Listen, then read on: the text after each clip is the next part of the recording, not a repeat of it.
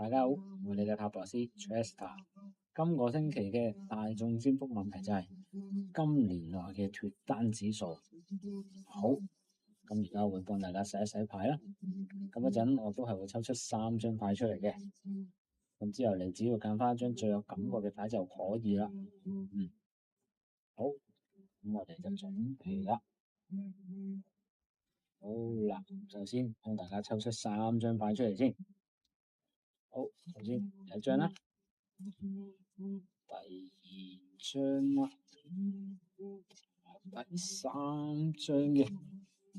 好，咁而家咧抽咗3張牌，咁俾大家揀一張最有感覺嘅牌出嚟啦。好，準備3、2、1，好，揭牌啦。首先揀 A 嘅朋友先啦。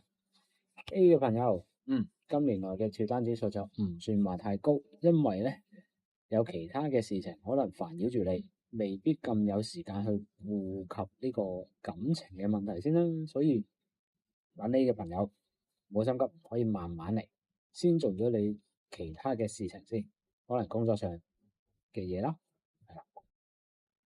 好，揀波嘅朋友，今年脫單嘅指數都幾高嘅。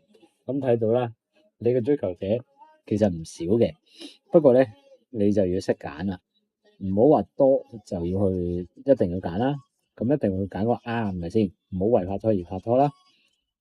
好，咁揀 C 嘅朋友啦，呢張脫單嘅指數更加高啦，係啦，咁因為呢張牌好簡單啦，一定揾到個適合你嘅伴侶先啦，你都會覺得舒服，覺得可以 OK 嘅，一齊咁好好舒服咁落去嘅，係啦。所以今年嘅脫單指數都幾高嘅，揀 C 嘅朋友，係啦，呢個伴侶都幾舒服噶，對你嚟講，呢個就係今個星期嘅大眾占卜啦。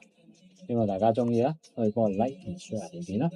咁如果想跟得貼嘅，可以 subscribe 埋我哋嘅 YouTube channel 嘅，多謝大家，拜拜。